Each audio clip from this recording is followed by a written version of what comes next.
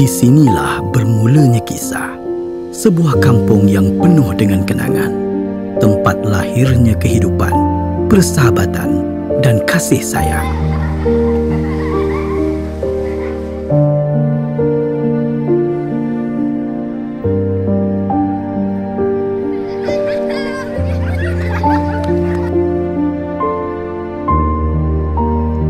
Rumah lama kian uzur dan tidak lagi selamat.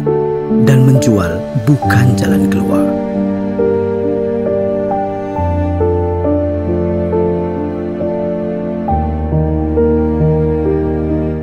Saya Sanita binti Yunus, pengerusi Persatuan Kebajikan Pemilik Hartanah Kampung Sungai Baru yang kelima. Saya ingin menerangkan bermulanya projek ini. Ianya bermula sekitar tahun 2008 di mana penduduk sendiri yang mencari pemaju untuk memajukan Kampung Sungai Baru ini. Suami saya almarhum Hazlan bin Yahya, dia banyak membantu dari segi memberi penerangan. Biar penduduk Kampung Baru tu faham what actually pembangunan ni all about. Sebab pembangunan Kampung Baru tu memang amat-amat penting untuk menaikkan darjah taraf kehidupan kita orang kat sana. Harapan saya dapatlah rumah yang besar, elok, yang serba-serbi ada lah.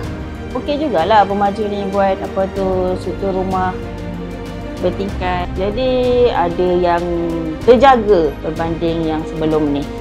Dulu saya tinggal dekat flat Sungai Baru. Kami nampak dia punya wawasan, dia punya kesahihan company tu, dan kami yakin dengan kebolehan credibility company ni. Jadi itu yang saya bersetuju untuk tanda tangan, dan kemudian kami dipindahkan ke residensi Kerinci. Sekarang kita ada 1 biji rumah saja. Dengan gantian itu kita duduk 1, dan yang lebih tu kalau untuk nak jana pendapatan ada lagi unit yang kita boleh sewakan. Kita percaya dan kita yakin pemaju ini adalah tulus dan jujur dalam membangunkan projek yang kita harapkan.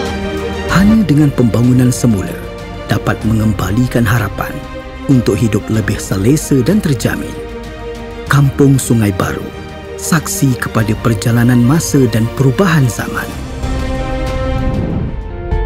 Namun masa terus berjalan, dan kini Kampung Sungai Baru bakal melangkah ke fasa baru.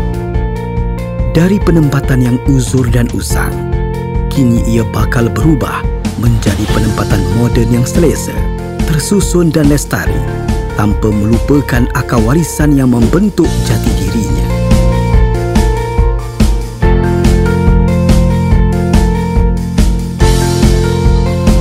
Projek ini bukan sekadar pembangunan, tetapi hasil komitmen padu antara kerajaan, pemaju dan penduduk. Ia adalah janji untuk menyediakan kediaman yang lebih baik.